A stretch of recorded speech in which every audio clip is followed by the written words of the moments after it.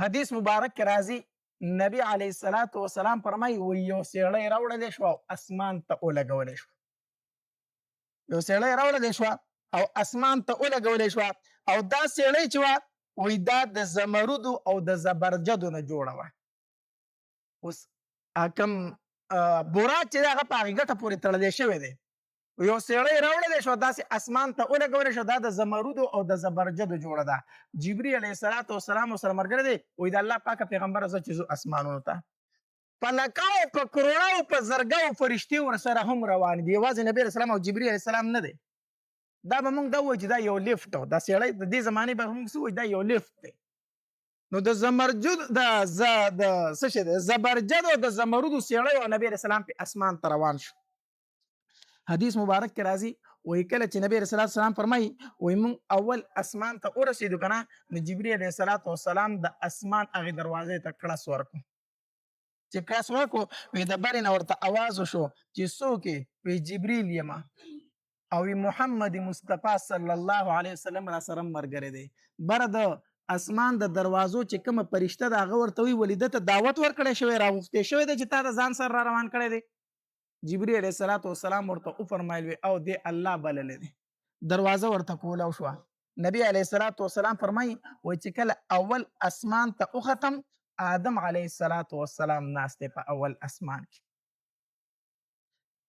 آدم علیه السلام ناست دی انتهایی بزرگ انسان دی. وی جبري علیه السلام راته وفرمایل محبوبه دا ستا پلار دی دا ستا نیکه دی دا آدم دی په ده باندې سلام ور واچوه. ما په آدم علیه السلام باندې سلام ور واچو. وی آدم علیه السلام راته جواب راکو مرحبا بالابن الصالح والنبي الصالح. زما نیک بچی ته د خیرالی وي زما صالح او نیک عمل بچی ته د خیرالی وي والنبي الصالح او په دې نیک عمل پیغمبر د خیرالی وي. وی آدم علیه السلام راته جواب راکو نیک عمل بچی ورته ځکه ګوره وروسته تمام پیغمبران وایي زمونږ په نیک رور دی سلام وي زمونږ نیک رور د خیرالی وي. آدم علیه السلام څه وایي زما نیک بچی ته د خیرالی وي ځکه چې د آدم علیه السلام مونږ ټول اولاد یو که نه. بیا روایتو کې راځي وایي او د نبي علیه السلام دپاره دعاګانې آدم علیه السلام وغوښتلې. نبی علیه السلام فرمایي وایي د آدم علیه السلام ښي طرف ته هم څه شکلونه او ګس طرف ته هم څه شکلونه. وایي چې کله به آدم علیه السلام د ښي طرف ته داسې وکتل که نه نو وبه یې خندل خوشحاله به شو ډېر خوشحاله به شو. خو چې د ګس طرف ته به یې داسې مخ راواړو که نه نو په ژړا به شو. ما جبري علیه السلام نه تپوس وکړو چې دا ښي طرف ته څوک دی او دا ګس طرف ته ورته څوک دی. چې ښي طرف ته آدم علیه السلام زمونږ نیکه ګوري نو خوشحالېږي خو چې ګس طرف ته ګوري جاړي. جبري له دا ولي جبري علیه السلام راته وفرمایل وی د ښي طرف ته اصحاب الیمین دي. دا هغه خلک ته چې چاته به عملنامې په ښي لاس میلاویږي دا د ده نیکعمله اولاد دی. نو چې آدم علیه السلام د ښي طرف ته وګوري او د خپل نیکانو اولاد باندې نظر پرېوځي خوشحاله شي. خو چې د ګس طرف ته وګوري نو دا د هغه اصحاب شمال هغه ګس لاس والا اولاد دی چې هغې ته به عملنامې په ګس لاس میلاویږي. الله دې موږ ته نه راکوي په ګس لاس. وی دی چې ګس طرف ته وګوري دا بدعمله اولاد چې ویني نو دی په ژړا شي خفه شي. بیا حدیث مبارک کې راځي وی مونږ نبی علیه السلام فرمایي جبري علیه السلام را سره ملګری دی دویم اسمان ته لاړو. وی دویم اسمان دروازې ته هم جبري علیه السلام کړس ورکړو. وی د هغې طرف نه ورته جواب میلاو شو څوک یې او څه دې کار دی. وی جبریل یم او محمد مصطفی صلی الله علیه وسلم را سره ملګری دی. ولې الله راوښتی دی او الله تبارک وتعالی راوښتی دی. هغې ورته دروازه کولاو کړو او په نبي علیه السلام سلام واچو. په دویم اسمان کې بیا حضرت یحیی علیه السلام او حضرت د عیسی علیه السلام سره ملاقات وشو. د ترورۍ زامن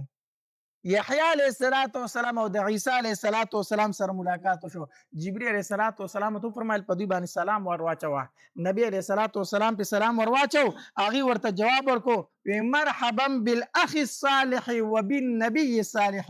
مونږ خیرعلي وایو خپل نیکعمله ورور ته او نیکعمله پیغمبر ته. بیا د هغې ځای نه روان شو. جبري علیه السلام ورسره ملګری دی وایي دریم اسمان ته لاړو.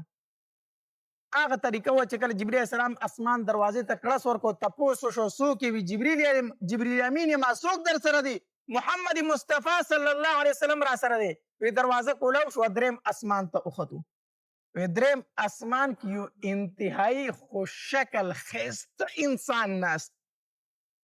وی جبرئیل علیه السلام راته وفرمایل چې سلام پې ور واچو وی ما پې سلام ور واچو هغه راته هم جواب راکړو ما د جبرئیل علیه السلام نه تپوس وکړو چې دا دومره ښایسته انسان څوک دی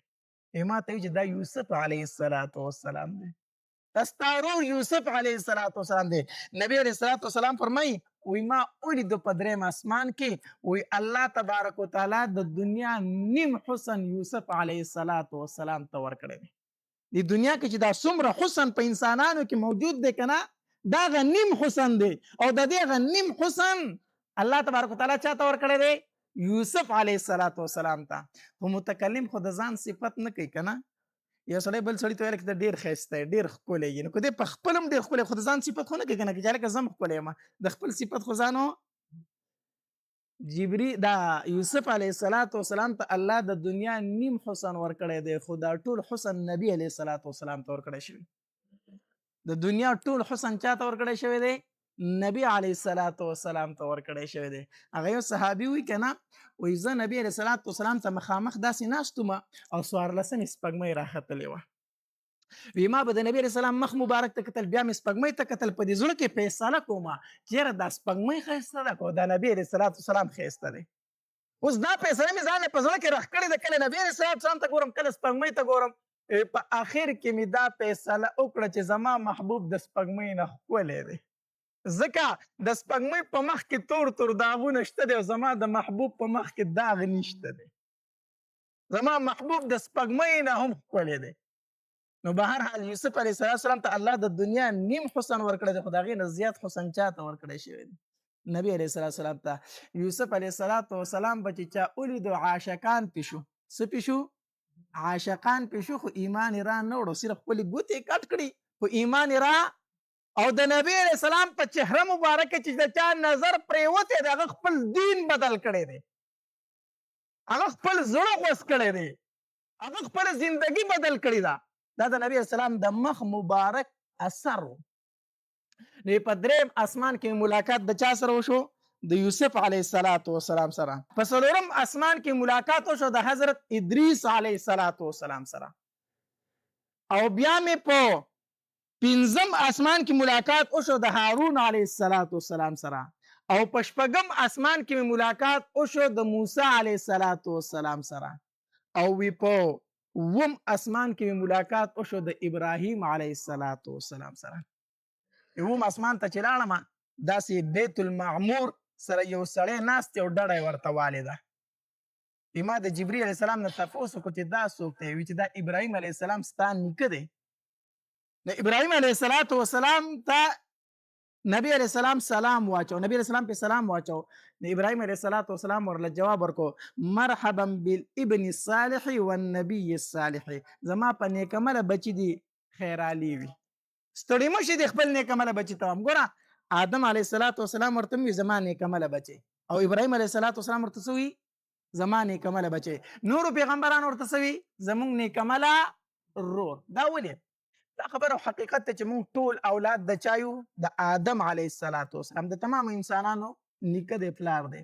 خو ابراهیم علیه السلام ولې وي چې زما په نیکمله بچی دی سلام وي ځکه دا نبی علیه السلام په اولاد د اسماعیل علیه السلام کې دی او اسماعیل علیه السلام بچی د چا دی د ابراهیم علیه السلام دی نو ځکه دی ورته وي زما په نیکمله بچی دی سلام وي نو ابراهیم علیه السلام د بیت المعمور سره وی ډډه وخلی ده دا بیت المعمور چې دی کنه دا په اووم اسمان کې خانه کعبه په بالکل د دې په سمت باندې بالکل د دې سره برابر په اووم اسمانونو کې دا خانه کعبه ده په ځمکه چې کومه خانه کعبه ده کنه دا په اووم اسمان کې د هغې ته بیت المعمور ویلی شي او بالکل د دې د پاسه ده وی کو چېرته د هغې نه یو شی راتاو کړی شي کنه نو د خانه کعبې بالکل د چت د پاسه به لګي دک شان دا بالکل په اووم اسمان کې ده او الته کې دومره د پرشتو رشته کنه